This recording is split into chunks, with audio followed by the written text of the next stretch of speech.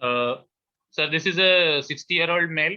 He has history of TRP 3 years back, and after that he had a history of voiding LUTS.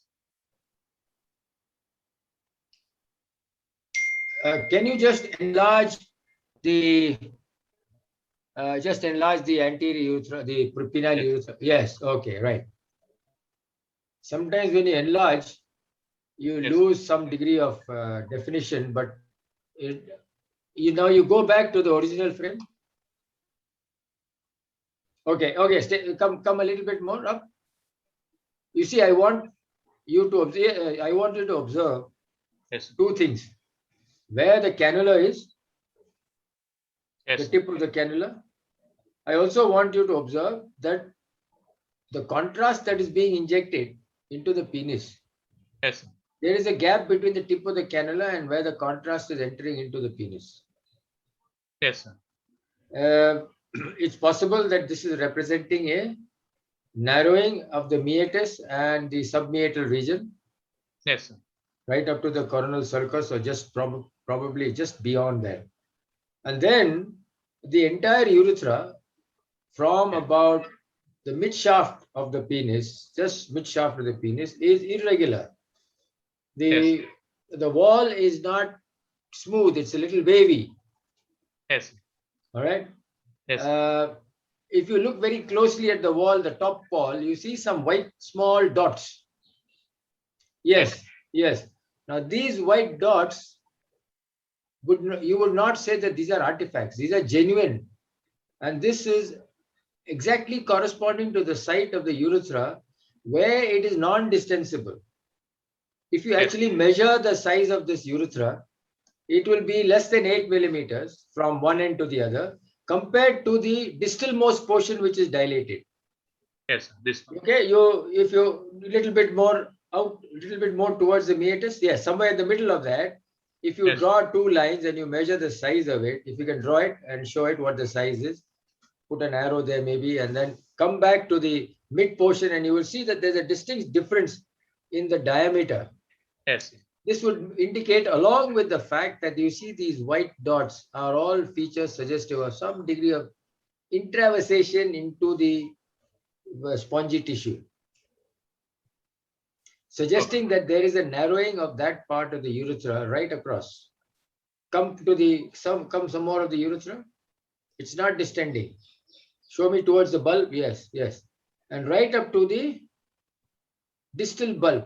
So you can see that this narrowing is extending right from the distal bulb up to the just distal to the just below the coronal sulcus. So that whole of the anterior penile urethra is diseased. Yes. Uh, the rest of the urethra appears to be normal. Come down, show the bladder neck. Yes, yes. And because this is a RGU, you are not able to delineate the prostatic urethra and the membranous urethra properly in the voiding. So we must have a voiding study in this patient to know whether there is an affliction of the bulbar urethra also at the so-called proximal bulbar level, bulbourethra, that is not seen distending in the proximal area beyond the proximal bulb. So we Yes. cannot comment on that. The bulbar cone is not seen because the bulbar cone is going into the so-called prostatic urethra, but there also there's a bit of irregularity. It is a little thin Yes. compared to the rest of the bulbar urethra. So you need to be a little careful there. And that's the area that is of concern. So just on the basis of this urethrogram, there are two concerns. One is where the arrow is right now. That is not normal. And also the penile urethra, that is not normal. And the distal meatus and the submeatal region is also not normal. So in most likely, this is due to faulty instrumentation, number one. Failure to recognize that the urethra is a little smaller in diameter than normal urethras, and this patient probably should have had an otis before the resectoscope was put in. It's Yes. possible the resectoscope was tight and caused a shearing effect. Yes. In the patient's urethra. And the third thing is that this may be catheter induced. Although after TURP, we keep the catheter for a very short period of time, as we remarked in the previous things, that it is possible that you can get a severe urethritis, or some people have also described what is a chemical urethritis. They are allergic to the latex of the catheter, and a latex allergy can form in these patients. So all said and done, this patient's voiding LUTS is related to post-instrumentation or post-surgical or post-TURP stricture. Yes. Okay. Okay. Now, when we look at post-TURP strictures, this is a very clear entity.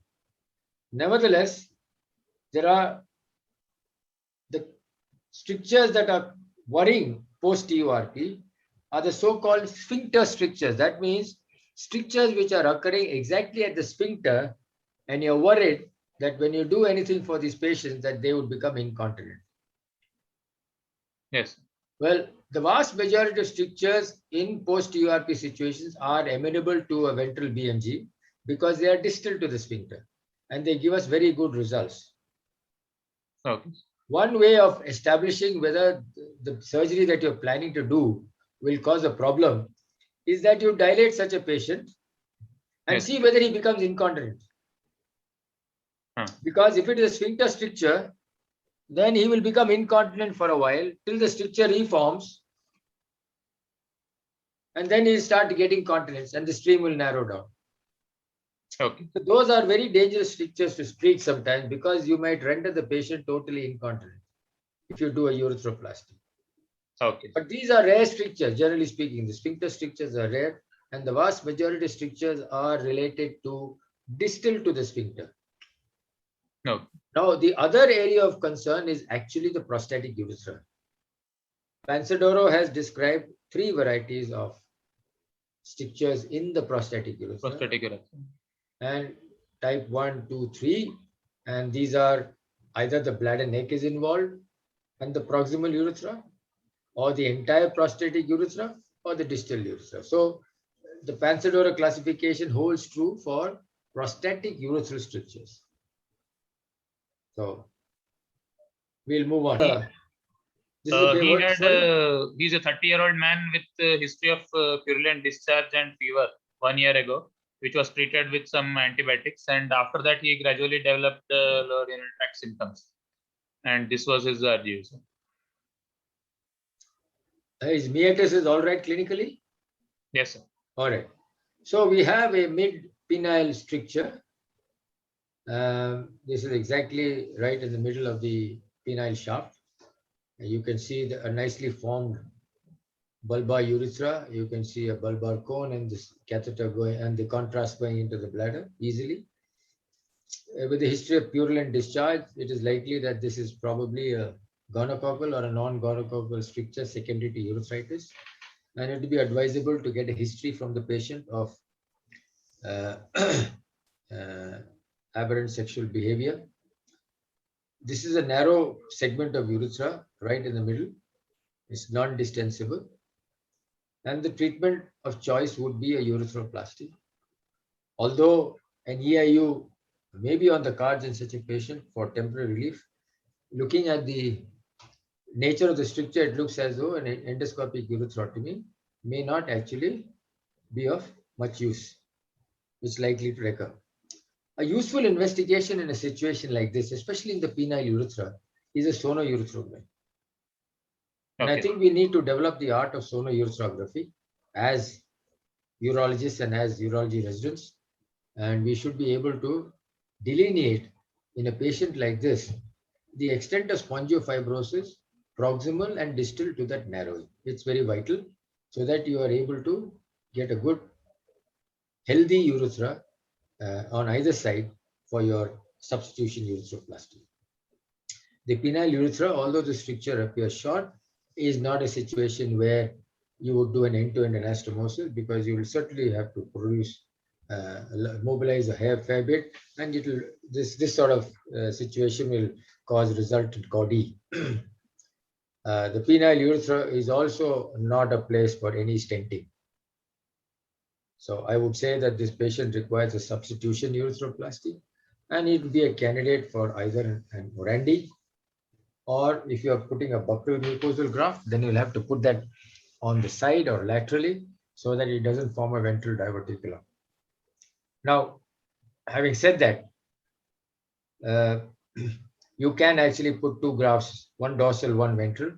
But if you do put a ventral graft in such a patient, just make sure that you have enough dartos and probably spongiosum to cover the ventral surface so it doesn't bulge.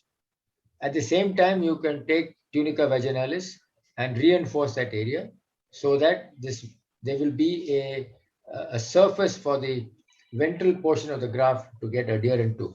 So invariably, you do have a fair bit of muscle on the side. This is not BXO and this is not hypospadias. So there will be good spongiosal tissue which you can actually use for ventral cover. So if it is very narrow and it looks very narrow, it may be wise to put two grafts. Or if you're doing an Orandi flap, then you probably need to put cover a fair bit of the urethra to produce a good Orandi in this situation. This is a 50-year-old man with history of BXO, sir. And he has presented with voiding LUTS since 1 year, sir. Yes. How old is he? 51, you said? 50-year-old, yes. Has he had any treatment earlier? No, sir. First time. There is, has he been circumcised? No, sir. So the preputial skin has got BXO disease? Yes, sir. And the meatus is narrowed? Meatus was, yes, sir. It was a bit narrow. You can see that because if you look very carefully, there is a gap between the tip of the cannula and the urethra. And you can actually see that there's a very fine jet of contrast. Bring that arrow down. Bring that arrow down, right down. Yeah, just between the cannula, indicating that there. I think you can just about see it. Yeah, there is a wisp of contrast there. Yes, sir. And that would indicate that there is a narrowing there, and then there's a dilatation. So confirms that there is meatal narrowing. The submeatal area is all right, but then the rest of the urethra narrows down, irregular, narrowed and irregular, with areas of varying diameters, areas of constriction, narrowing, constriction, dilatation, etc. And it goes right up to the bulbar urethra. Just go back. Let's go. Just go to the bulbar urethra. Yes. Now, if you see that there is a irregularity in the entire urethra right up to the bulbar urethra, the bulbar cone is visible, but although it appears to be of a reasonable caliber, there is obviously evidence of urethritis here. You can see that the edges are fuzzy. The edges show some degree of intravasation. And I'm sure that if you put a sonourethrogram on such a patient, you will see extensive spongiofibrosis. So in a patient like this, again, a voiding study is useful. It will show you the distensibility and the architecture of the urethra, which appears to be normal caliber. And probably there will be a narrowing near where that air bubble is lodged. And that is the entire penile urethra, which is narrowed down. Now, when you see a filling defect like that in the urethra, and the rest of it, and there's nothing else there, apart from the fact that you may think that this is an air bubble, do not forget that you could have a stone which has come and got impacted there. So this may be a stone sitting there, and a plain X-ray always is necessary before you do any contrast study. This is a dictum. I don't think that should change. So just keep an eye on such things, and unless they are consistent, we can say that it's an air bubble. But something sitting like that, you have to also consider the possibility of it being a stone which has come down. Okay. Sir, this patient is a 44-year-old male, and he has a history of catheterization done for some other illness when he was admitted. And post-catheter removal, he has gradually developed this LUTS upon evaluation. This is the imaging. Well, when you have a patient like this who is admitted in the hospital for something else and he has to have a catheter, and you find that in the follow-up later on, he comes to you with voiding less and you find a stricture. One of the things you must always ask him is what was the nature, what is the reason for which he was admitted, and how long was the catheter in place? Was he unconscious? Was he a road traffic accident victim? Was he admitted for some other medical illness? Did he have hypotension at that time? How long was he in ICU? All these things. Okay. You should also ask as to who put the catheter for him. In many of the situations in a nursing home or even in a large general hospital, the doctor may be busy with something else, and it's usually a compounder or a nurse or somebody who has put the catheter. And it's possible that the catheter was tight, and they did some maneuvering and managed to put the catheter in, and this could be responsible for the catheter, for the narrowing that you see here. The other thing is, when the balloon was removed, after the catheter was removed, was the balloon deflated completely? Because sometimes these catheters, the balloon deflates, but it doesn't deflate so well that it empties out all the fluid that was put into the balloon. So there's the crimpling is not perfect and it's a little irregular, and there still may be some fluid inside that balloon. And when you pull it out like this, it comes and gets stuck and causes trauma, and that could be another reason why this patient has developed such a small stricture at the site of just at the submeatal region. Submeatal. Yes. So the treatment is surgery. There's no point in going on doing dilatations and self-dilatations and all for such patients. It's one of the, since he has got no BXO and he's got normal percussional skin, etc. I think one of the good operations for such a patient would be a Jordan flap or a Desai flap. Any of these are good operations in these patients.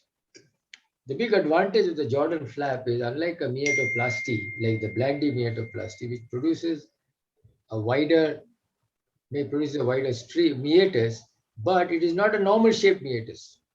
The normal meatus allows for turbulence and urine to come out in one stream, whereas a meatoplasty, which is not done appropriately, will, especially if you do it on the ventral side, the patient always will complain of two streams because he's losing out that effect of the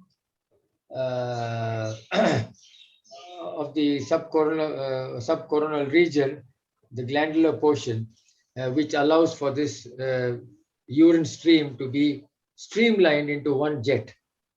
So this is the reason why in many of these patients who do have meatal stenosis, instead of a ventral meatotomy, you do a dorsal meatotomy and do a meatoplasty. That may be more beneficial in cutting on the other side. The important thing here is, in this urethrogram, the rest of the urethra is absolutely normal, well distended, nice bulbar urethra and a nice bulbar cone. Many people report that this is a stricture because contrast is not going into the bladder. It is incorrect. So please be wary of such an X-ray and a report. This is an incomplete X-ray done, and this is probably because this patient developed some spasm as they injected the contrast inside, and no contrast is going beyond the proximal bulb into the bladder. So the best way for you to evaluate this session is to do a voiding study. You will find it that opens up, or you do a scopy and make sure at the time that this is okay. That's all. It's always better to image patients first before you put knife to skin or put any instrument inside the urethra. So you're well prepared. Not only you, but the patient also is well prepared for what eventual outcome is going. He is a 25-year-old male he has been undergoing several surgeries for nasal angiofibroma, and during that time he has been catheterized, sir. And over a period of time he has developed LUTS, and this was the image. But this is definitely a catheter-induced stricture. It's a young man. It's a long stricture. It's involving the entire penile urethra. I think the meatus and the submeatal region is also compromised. The hand of the person carrying out the X-ray has come in the picture. That's not good, both for the operator as well as for the X-ray quality.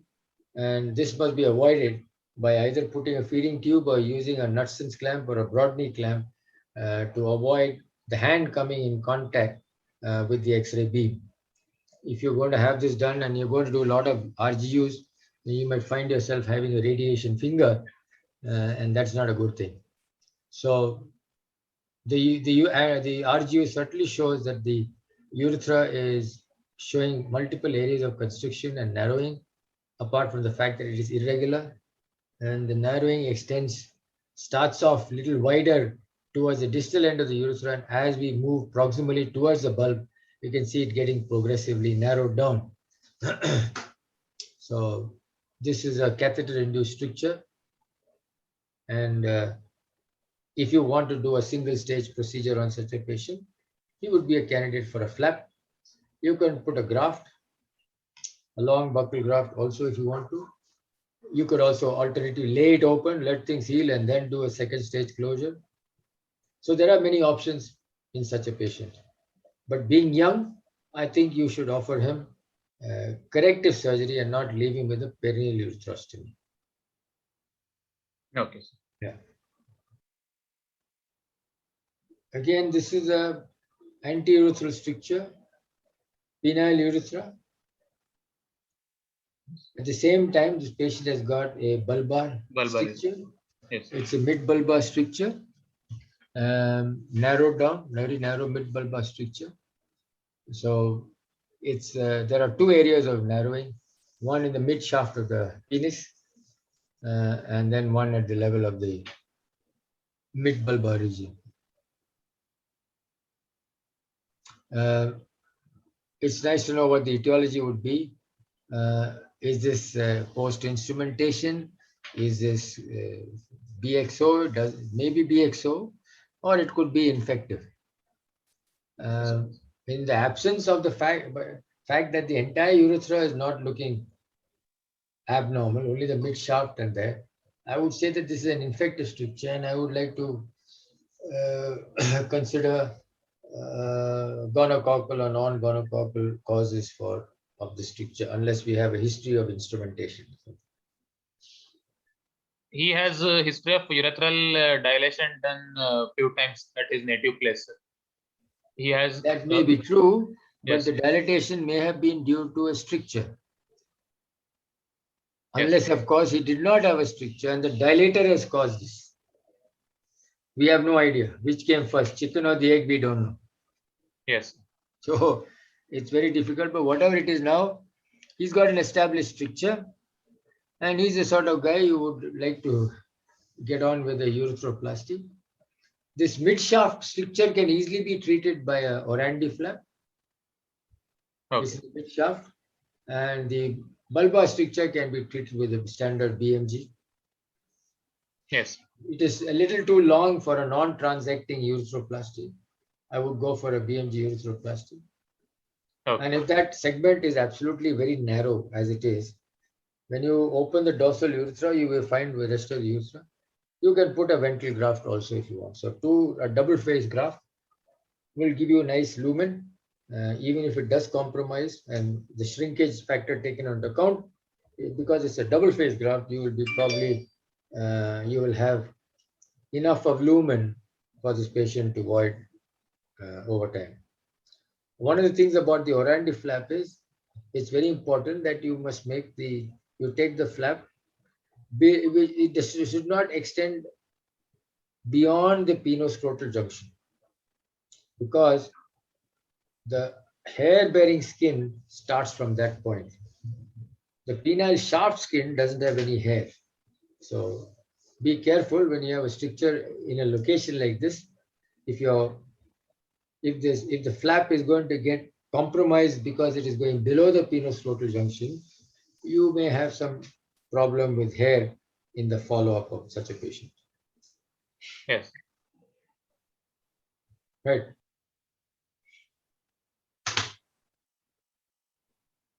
He is a 65-year-old man with history of BXO, sir, and gradual onset of blood since 4 or 5 years. Yes, sir.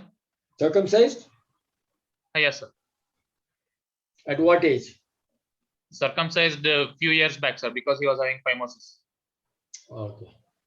Few years means 1 year, 2 years, or more than 10 years? No, sir. 3 to 4 years ago, sir. So one can see clearly that this is a narrowing which is involving the entire bulbar urethra and extending into the distal penile shaft. So again, with this history of phimosis, balanitis, circumcision, this is a patient who has got a PXO stricture. You can see a blob of contrast just above the mid. Yes, that again should not be taken as an artifact in the light of the present situation. That is contrast which has gone into the ducts, into the glands surrounding the spongiosum. So that's an abnormal finding. It suggests that there is spongiosis or spongiofibrosis. Is the meatus absolutely normal in such this patient? His meatus was somewhat scarred, sir. Okay. Scarred and coelomic size was less than normal. So again, you have a patient who has got meatus stenosis. So one of the things about BXO that we've seen in all these series of X-rays is the fact that there are various shades of gray in such patients. It's not just one size fits all or one X-ray fits all. We can see here that there are patients who've got meatal stenosis only. They got meatal and bulbar strictures. They got meatal penile stricture. They've got isolated penile strictures. So various combinations are possible. But the constant factor is that the meatus in all these patients is not normal, or they have had a circumcision, and consequent to that, they have developed BXO and meatal narrowing. So meatal stenosis, meatal narrowing, scarring, disfiguration of the glands, all these are part and parcel of the BXO complex and has occurred quite some time before the stricture has actually formed. Many of these patients have a very long history of urinary, of voiding LUTs, can go on for many years, 10 years, 15, 20 years, with some episodes of burning and some episodes of UTI documented. And also some of these patients having at irregular intervals some sort of instrumentation, dilatation, VIU, etc. So they go on and on and on for years together. So another interesting facet about the disease, there's a number of patients who have got BXO and have gone into renal failure as a result of this is very, very low. So most of them will be voiding and they will be able to manage for years together before either UTI or significant LUTs develops. Okay. One thing we need to remember that 20% of men who present with burning, so-called dysuria, will have a stricture. Okay. So it's very important to understand.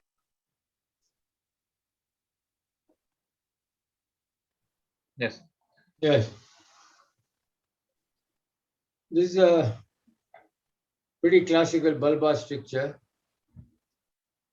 You can see it's from mid-bulbar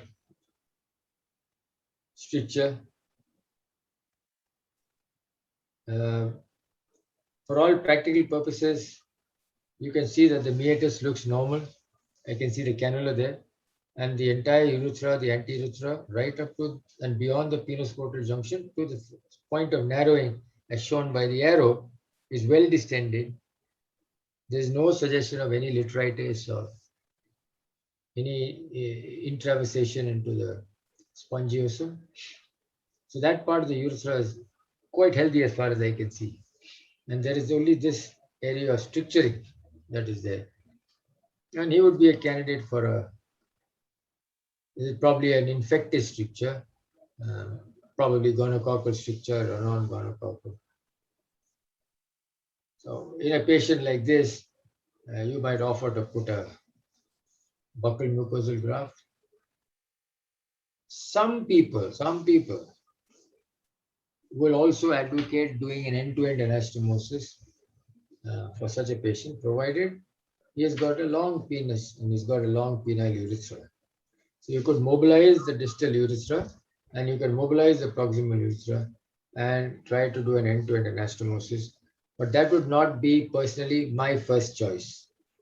My first choice would still be a substitution urethroplasty in such a patient. And that statistical This is another fairly classical situation where a widening study is mandatory. Yes. Because if that urethra, which you are just seeing, put the arrow down, no, little up, the center, that white thing. Yes, stay there. If that urethra is normal, then this will be shown very clearly in a widening study. Yes. In a widening study, because the reason is that if it is normal and distensible right up to the point where it is narrowed on the RGU, that area, then this is a very good candidate for a non-transacting anastomosis. Okay. But it would appear, just looking at this particular, just one film, and you don't have a voiding, that this is a bulbar stricture. It's about 1.5 to 2 centimeters long. And again, the treatment of choice, depending on the age and the patient's choice, many people would offer him a VIU, and some people would offer him a buccal mucosal graft. This is most likely an infected stricture. Yes.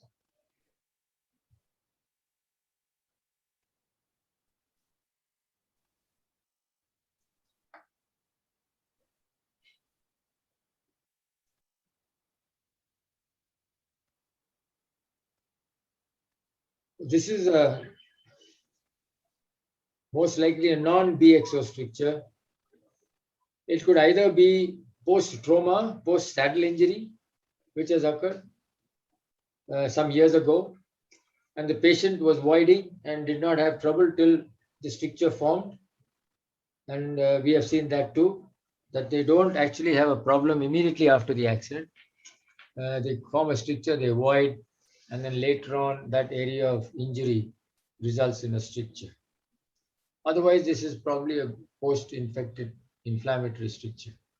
And this is a situation where if it was a history of trauma, then this guy could have a good end-to-end anastomosis. Yes. If it was even not a trauma, this is the candidate who could even have a non-transecting anastomosis. Excise that urethra and put it. Otherwise, many people would also offer him, even if it was an infected stricture, would offer him still an end-to-end anastomosis. If you read the data from the Texas group, Alan Maury and all, they would offer such a patient an end-to-end anastomosis with a good result. So, the choices are many in a patient like this. Okay. No, sir. He has a history of urinary tract infection for which antibiotic was given, and one time VIU has been done in the past. Well, I think apart from the fact that this patient has got a definite stricture in the in the distal bulbar urethra with some degree of irregularity in the adjoining part of the bulbar urethra, he's got a very, very well-shaped bulbar cone. It's a situation where you can see a very nice bulbar cone like a minaret, and this is what you would see in an ideal normal bulbar cone, and the contrast sailing into the proximal membranous urethra and prostatic urethra. So clearly, if you look at the edges of the urethra, beyond the stricture, more proximally, you will find, especially in the inferior portion, bring that arrow down to the inferior portion of the, no, the other side, some more. Go up on the same line. Yes, stay there. You see the irregularity of that urethra. Yes. What I want to impress is the fact that we need to look at these subtle changes to know that there is a fair bit of inflammation in that urethra. So although the stricture appears a pinpoint shot, there is a lot of inflammation in the proximal urethra, and these are sometimes what you see these changes may be due to metaplastic changes. If you actually see if you do an endoscopy in such a patient, you'll find a lot of metaplastic changes in that urethra, and that gives rise to this. When you do a scopy, you'll find these whitish areas of plaques inside, and all that is all secondary metaplastic changes to the chronic obstruction. and doesn't have to be dealt with. As long as you deal with the obstruction and relieve the obstruction, it stays relieved, then all these changes in the proximal urethra revert. Okay. So this is a pinpoint stricture, most likely again either trauma, infected, something has happened to this patient to produce a stricture like this. I would say that this is an infected stricture. Sir, he is a 40-year-old man with history of lower urinary tract symptoms since 1 year, and he has lithuria in past. Okay, the lithuria was an extraction lithuria or spontaneous? Spontaneous. Did it get stuck at some point for a while and then was extracted, or it came out by itself? While voiding, he felt it is getting stuck, and upon applying pressure, it got expelled. So such strictures are probably due to the passage of a stone, which causes an erosion of the urethral wall. Invariably, it happens at the level of the meatus because it is narrowed and the stone comes and gets stuck there. And there may be a fair bit of manipulation on the part either of the patient, or when he goes to the emergency room with the retention, you can see the stone actually peering at you from inside the meatus, and there's a tendency to put an artery forceps and try to deliver the stone out. And in that process, you might cause a bit of injury, and you can get a resultant stricture in the meatus and submeatal region. Also, the passage of the stone through the bulbar urethra can produce the same effect. So here again, it will be nice to do a voiding study to know whether that part of the urethra, which appears to be narrow, which is just a little bit distal to the so-called bulbar cone, that area, that particular area, may be a stricture. It probably is. Okay. We need to also add here that while RGU is good for diagnosis of for making a diagnosis of an anteurethral stricture, it doesn't complete the picture. It doesn't give you a full idea in large number of patients as to what is the exact proximal length of the proximal limit of the stricture. Okay. And this becomes useful, especially when you want to counsel the patient as to what type of surgery you want to do. So it's always preferable to do a voiding study so that you can see what the normal act of micturition is doing to the urethra. Because ultimately, the patient has to pass urine. He is not passing urine retrogradely from the meatus into the bladder. It's coming outwards from there, the bladder to the outside. So in all our X-rays, we should simulate that. We should simulate that phenomenon, which is normal, and base our decision making on that. That's why I feel that it is necessary to do a voiding. And there are many illustrations in what we have seen today where a voiding would have actually been useful and complementary to the existing retrograde. My wife is taking a class, so I have to. He is a 61-year-old man with history of lower urinary tract symptoms since 4 years. Sir. He has one VIU done 2 years ago. Yes. There is no BXO and external genitalia otherwise normal. No history of trauma. Right. So this is again a infected stricture for all practical purposes. Treated with an EIU. We don't know whether the length of the stricture was increased after the VIU, but obviously it would indicate as to how soon it has formed after the VIU. So if the VIU was done, any idea when the VIU was done? 2 years ago. So 2 years ago, which means that it has taken a fair bit of time. If he was well for 2 years and all his symptoms happened recently, we can say that, all right, there's not much of spongiofibrosis. But after the VIU, if a stricture forms pretty soon or his symptoms come back pretty soon, then it would suggest that there is a fair bit of the component of spongiofibrosis associated with the stricture, and therefore the stricture is much longer than what it is. So here again, although the proximal distal limits of the urethra are quite well rounded and shaped, there is bound to be some disease on either side, limited nevertheless. If this fellow is young, which probably he is, then he's got is bulbar urethra otherwise all right? And many people for the stricture, which is about 1.5, you can actually put markers to see what the length of the stricture is. Yes. And from there to there, on the final thing, and then see what it is, and then say, okay, it's less than a certain size, so he could have an end-to-end anastomosis, or he could have a substitution urethroplasty. And then, we know the disadvantages of a end-to-end anastomosis is you have to transect the urethra.